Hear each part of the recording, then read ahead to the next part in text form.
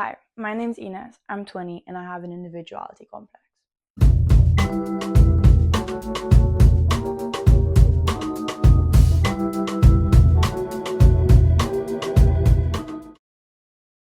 Hello, welcome back. I hope you're good. I hope you're swell. Today we are talking about we're talking about a lot of things actually. We're talking about individuality in fashion, what exactly an individuality complex is, and the weird girl competition. The focus on authenticity instead of individuality. And finally, there will be, I don't know why I put this finger out, finally, there will be practical tips actually on how to find authenticity in your own fashion and life. This video is more of a video essay. I hope it's good. I hope you like it. Stay tuned. I want to start this video with a quote from Anna Speaks, The Power of Uniqueness and Embracing Individuality in a World of Conformity. In a world where conformity is often encouraged, embracing uniqueness can be a challenging yet rewarding experience. Being unique means standing out in a crowd, celebrating individuality, and fostering creativity. Individuality is defined by the essence of who we are, shape our experiences, perspectives, and values. But to what extent does this apply to our fashion and personal style as well? There are many benefits to individuality. Individuality is often related to a sense of authenticity, which is positively related to happiness. It fosters self-expression and confidence, promotes diversity and inclusivity, and allows us to develop on personal growth. Individuality is the very fabric that weaves our experiences together and molds our perception of the world. When we talk about individuality in fashion, we must talk about an individuality complex, which is characterized by an excessive and or obsessive craving for individuality and independence, particularly in the way we dress. This can be seen in a lot of ways. This is a phenomenon that we've seen rising in the modern era in which individuality and independence are highly, highly valued. The Psyog article on individuality, which I'll have linked down below as everything else mentioned, states, the obsession with individuality often fosters a me-first attitude, where one's unique needs take precedence over the collective well-being. This can give rise to negative tendencies such as an indifference or even hostility towards those perceived as different. In a less drastic view, we can link this to the not like other girls phenomenon. Our longing for individuality has led into a war and a constant need for separating ourselves from a group, either existing or made up. We see this in the TikToks against clean girl aesthetics. We see this in the I'm not like other girl jokes and styles, and we see this a lot as well in the new weird girl fashion trend, which has been rising and made popular on TikTok, of girls trying to decipher which girls are actually weird and which girls are make-believe weird, with their main target right now being Addison Rae. I'm gonna upload a couple different TikToks I've seen on this phenomenon. With this trend, we notice that our need and desire for individuality has turned weird, which is defined as very strange or unusual and difficult to explain. A word initially with a negative connotation, not only into a compliment, but into a competition. There's a new rise in weird girls as a qualifying term, as a grouping of individuality, as a stamp of approval of individuality that we either give ourselves or wait for others to give us. But be careful if you give it to yourself, because they will fight you on whether it is authentic or not, as they've been doing with Addison Rae for quite a minute now. What I mean to say with this is that our need for individuality has gone so big that we are longing to be perceived as weird and different. And when you do these things that are weird and different, others will scrutinize you and will really, really try and dig to see how authentic your weirdness is, because it is not enough now to be different from others. It needs to come from deep within. However, we know there's a bit of a conflicting idea here, because if the goal is to be weird and if the goal is to be different, and if we see TikToks online about how to be weird and different, how does that mesh with authenticity? Because what makes a weird girl actually weird? Is it polka dots? Is it baby bangs, tabby shoes, an obsession with anime? The difficulty here is that as everyone wants to be weird, and these are the categorized weird or tokens of individuality, they lack authenticity, and what was once weird is becoming normal. And because of our constant striving and longing for difference and individuality, uniqueness, weirdness, those are not cool anymore. Polka dots are not cool anymore. Ribbons in your hair are not cool anymore. Tabbies are getting basic. Because if we're competing and adopting different style elements to max out on our weirdness points and to differentiate ourselves from everyone else, are we really weird? Are we really different or authentic? In another light, is it possible to celebrate uniqueness without losing sight of our interconnectedness with others? In a nutshell, I believe that yes, you can dress whatever way you like and have whatever combination of hobbies and interests that is true to you, all the whilst acknowledging you're a part of a collective. Everything has been done before. You will never be the first at anything, but that does not necessarily make your style inauthentic. My main point being that I believe we need to distinguish between authenticity and individuality and shift our focus onto the prior, authenticity. Authenticity is defined by the quality of being real and genuine. And it is a lot more fulfilling than individuality. To prove my point, I'll read you a short snippet from a great essay by Eugene Rapkin from Style Guys, in which he states, "But one thing is inevitable. The joy of the hunt often trumps the purchase itself. The thrill of the chase, in love and in the acquisition of a grail, almost always trumps the reality of finally owning it," says the menswear influencer Nick Wooster. It isn't always that way, but it sure seems to be a sign of the times. In her article, focusing on why exactly individuality is unfulfilling, she cites psychoanalyst Lacan, who spent a lot of time examining the nature of desire and stated that because there is a fundamental feeling of lack in us, we look for objects to complete us, or even to somehow make us better, cooler, more beautiful, and different. But because in reality, objects are unable to fill this void, we tend to be disappointed. However, our solution is not to abandon the hunt, but to move on to the next article, hoping that it will get the job done that the prior was unable to. The problem today is that living in a highly digitalized era, in which everything is documented and individuality is a competition, we're constantly receiving subconscious messages on which items it is that we need in order to fulfill this lack and distinguish ourselves from others. And this leads us into a rabbit hole of purchase, disappointment, overconsumption, and a constant desire to reinvent ourselves in order to max out on individuality, uniqueness, and weirdness. This is a snowball effect that is highly unfulfilling.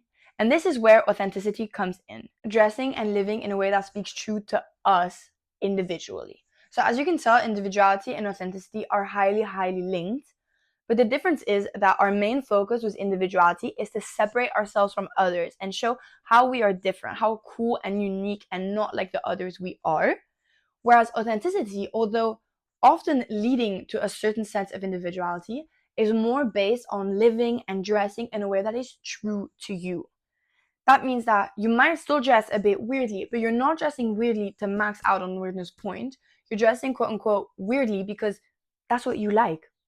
It's authentic compared to individual. And the key difference is that if your authentic style resembles tons of other people's style, you won't mind that because it is true to you and you feel fulfilled within this style and way of living. But how exactly do we do this while living under constant information and influence overload? I have 3 practical tips on how to do this. The first one is to ask yourself what has hooked you. When you see a Pinterest or Instagram image and love the person's outfit, here are a couple questions you might want to ask yourself. What exactly draws me to this?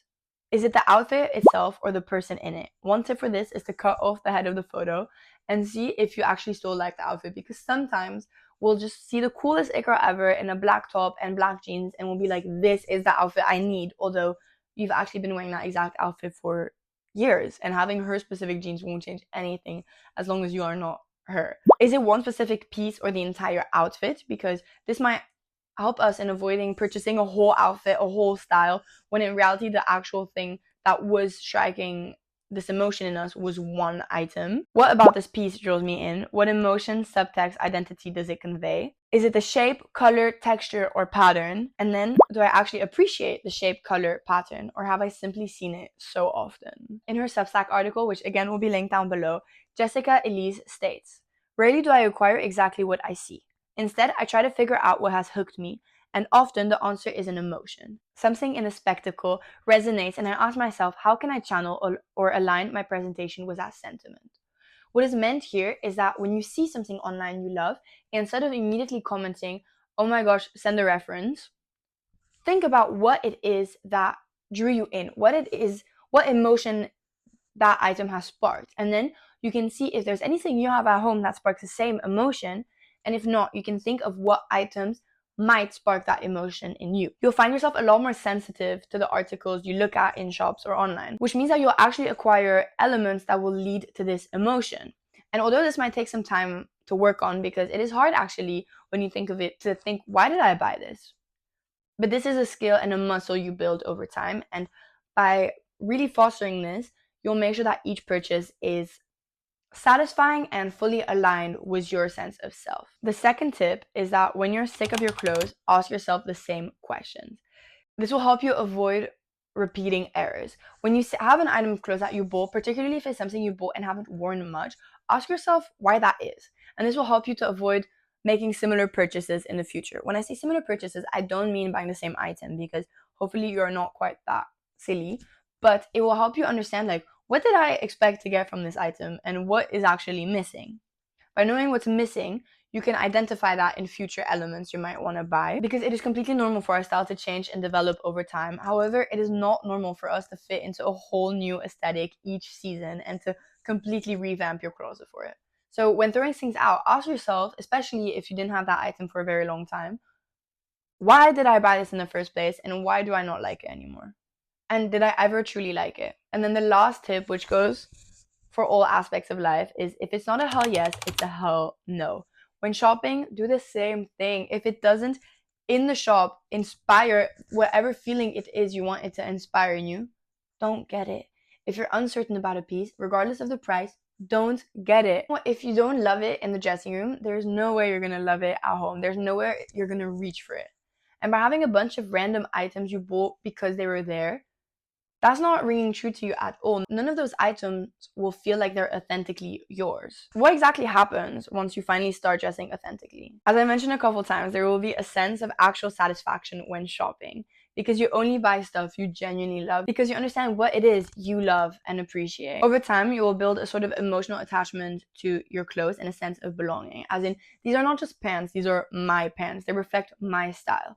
And over time, you'll be able to ask your friends, what is a typical Ines outfit, and they'll be able to tell you stuff, because even they associate your clothes to you. It's not just a random top. That's your top. That matches your style. That's you. You'll feel at ease in your own outfits because you won't feel like dressing up anymore, because you're not attaching yourself to a new aesthetic from season to season. This is just the way you dress, and that might change over time, but it is still resonates and it still is a reflection of you. Your personality also changes over time. Your style, your essence changes over time, but not seasonally. Really, it shouldn't change seasonally. By shopping this way, you're also building the ground to your long-term closet. I meant wardrobe, not closet. It's not by one day going to the mall and rebuying everything and doing a capsule wardrobe. It's more so by slowly accumulating pieces that match your essence, and they will bleed and mesh together to make your style. That's that. And the final question is, why is it important? Why is it important to dress authentically? And my answer to this is that your authentic style does not limit itself to the way you dress and what you wear, but it is also the places you go, the fragrances you wear, how you organize your space, the places that inspire you and the pictures you take. It's the small things you think are cool and the architecture you like. And what I mean to say by this is that living authentically makes you a person, and everything is interconnected. And if your sole objective is to be weird and different, you're going to live your life based on that. And it might start with your fashion style, but it's going to bleed into so many more aspects of your life, and you will live your entire life as a caricature of this style you at one point thought was cool, or of a multitude of styles you thought were cool, and none of these will really relate to you. As a practical example, say you're trying really hard to identify with the weird girl phenomenon and you want to prove to everyone that you're authentically weird. This is really you. So it starts with your fashion. You wear polka dots, you wear tabbies. This is no shade on any of these items, by the way. Zero shade. I love tabbies. I like polka dots. No shade at all, okay? But you wear all these things with the main target of being weird and different. You realize this is not enough. So you start looking at weird girl books, weird girl movies.